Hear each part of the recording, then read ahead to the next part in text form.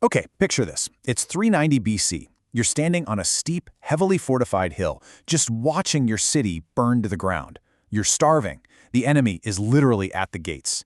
And the survival of what we now call Western civilization, it's basically hanging by a thread.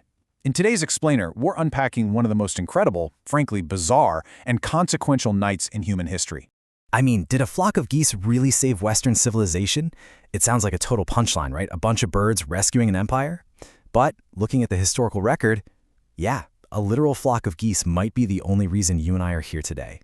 So, we're plunging straight into the dead of night in a ruined city with literally the highest stakes imaginable. You really have to grasp the sheer butterfly effect magnitude of this one single night. Think about it. If the Roman survivors on that hill get wiped out, the fledgling Roman Republic dies right there in its crib. That means no Roman law to form the basis of our modern justice systems, no Roman engineering, and, well, absolutely no Romance languages. The very English words I'm using to talk to you right now, words that borrow so heavily from Latin, might not even exist if the city had fallen that night.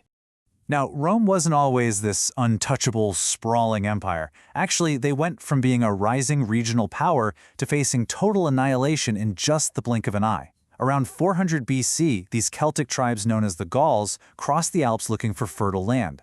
Fast forward just a bit to 396 BC, and Rome is busy expanding, right? They score this massive victory against their Etruscan rivals in Vae, but that rapid expansion stretched their military way too thin, which brings us to 390 BC. This overextended Roman force collides head-on with the Gauls at the River Allia.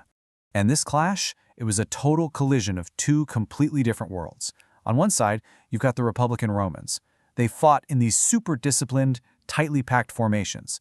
They're wearing linen and chainmail, relying on throwing those heavy, iron-shanked javelins, the pila. But on the other side, the Gallic Senones. These guys were terrifying.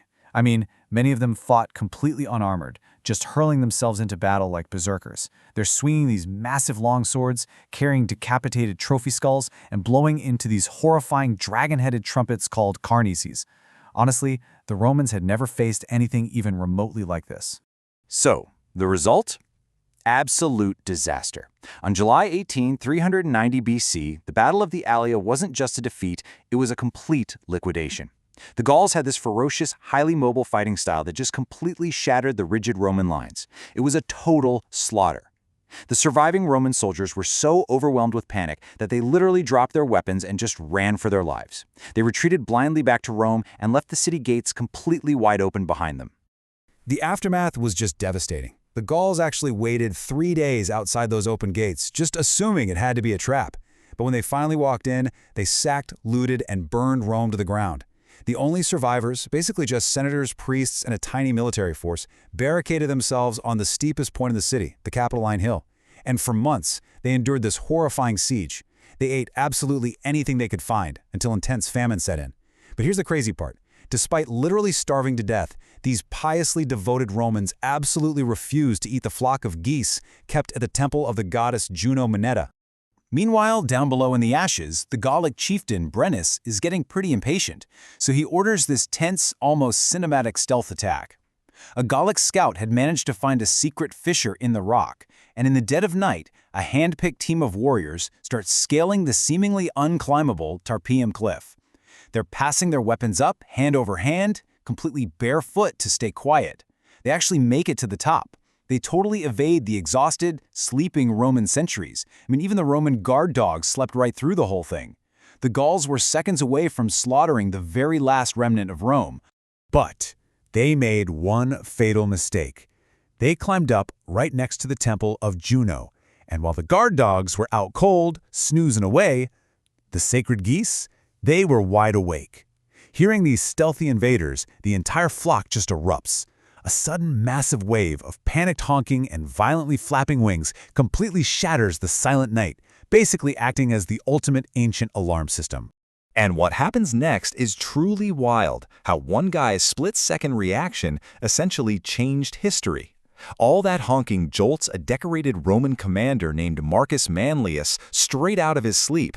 He grabs his sword and shield, sprints to the edge of the cliff, and right as the very first Gallic warrior is pulling himself over the ledge, Manlius slams the full weight of his shield right into the guy's face.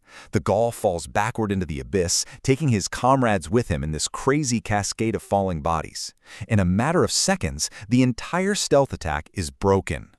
So the Capitoline Hill actually held. Eventually, disease and sheer boredom broke the Gallic siege, and Brennus agreed to pack up and leave. But man, the price of survival was devastating.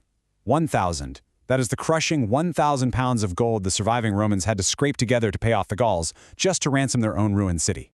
And the humiliation definitely didn't stop there. As the Romans are weighing out this massive ransom, they realize the Gauls are using heavier, rigged weights on the scales. So when the Romans actually dare to complain about being cheated, Brennus, the Gallic chieftain, just unbuckles his heavy sword and throws it right onto the rigged scales, making the price even heavier. He looks at the Romans and drops this legendary, bone-chilling line, Vae Victis, woe to the vanquished. It was the ultimate, brutal reminder that losers have absolutely no rights. Before we look at the long-term aftermath, though, we have to talk about this bizarre, kind of dark historical footnote. You see, the Romans never forgot who saved them and who failed them. Every single year after this event, on the calends of June, the Romans held this massive ritual processional. They would dress geese up in purple and gold, honoring them as the saviors of the city. And the dogs, well, as punishment for sleeping through the Gallic attack, the Romans would publicly crucify them. Yeah, it's a shocking, incredibly dark piece of history, but it really shows you just how deeply this trauma scarred the Roman psyche.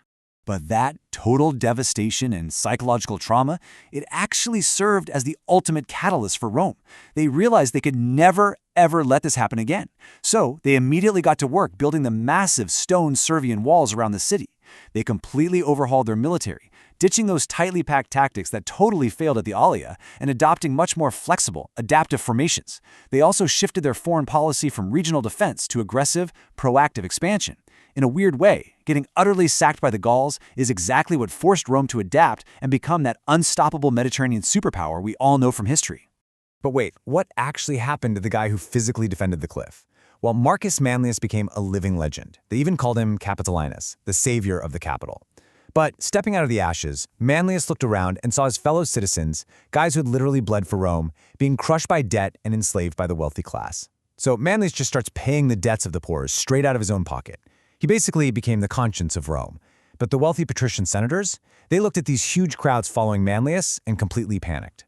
They were terrified his soaring popularity might lead to the one thing Romans hated more than anything else, a king.